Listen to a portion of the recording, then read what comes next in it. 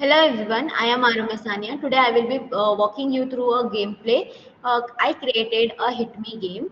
This project was both excited and challenging, and it taught me a lot of things about the Unity, about the physics, sound design, and the user experience. As you can see here, the game works just like a classic brick breaker. The paddle movement the paddle move, the paddle movement and the paddle moves smoothly left and right left and sorry left and right. The ball reacts to the physics and each of the brick breaks down the sound effect to make the gameplay feel more alive. I try to keep the control responsive, and so that the player can feel controllable at all times. One of the small detail I focused on to making this game was to paddle movement wasn't too fast and or too slow. It took me some. I took some testings, and It get it get the just right now. And now one of the challenges what I have faced is challenges what I have faced is the biggest challenge was getting the paddle movement to behave properly. The paddle doesn't the at the first the paddle kept moving it in the wrong direction and couldn't stop when I was released to key. It also had the set the physics and the instruction construction so the paddle cannot fall down or rotate. Another challenges was I was facing the balancing the ball.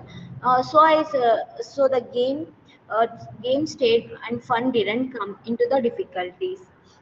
I fixed using the rigid bodies and the fixing in the y-axis so that the ball and the paddle works properly. Overall building of this game helped me to understand the unity in a deeper way. I learned how important is the test and the small details, especially when it comes to the player controls and the physics. Thank you. Now I will be explaining how this complete game will work.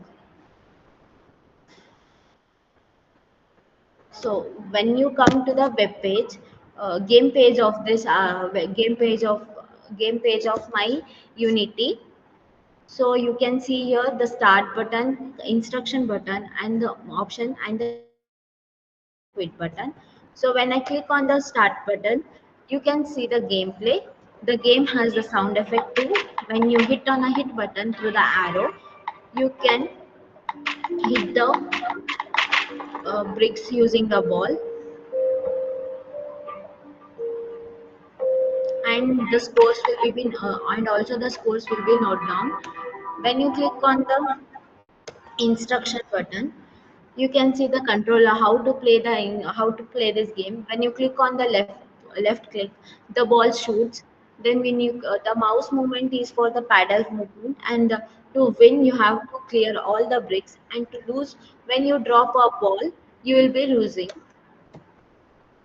These are the options what we have done. It is a mode of normal, and you can click on a back and you can go back. After going back, we will go to the level 2.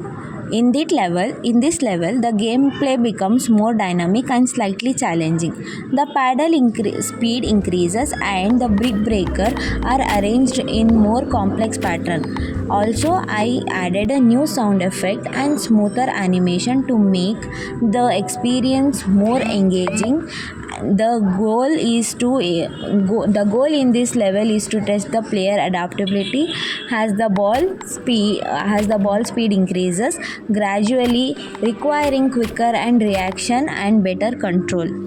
As you can see in the game scene, when the player loses its lives, it goes back to the level 1 and continues the level 1. After completing level 1, it goes to the level 2. Now I will walk through you a level 3.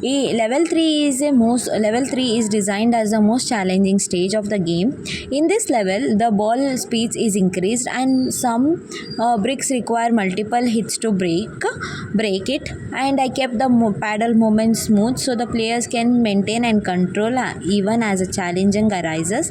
The main purpose of the level 3 is to test the player reaction time and precision by combining faster gameplay with a tougher brick patterns. Thank you.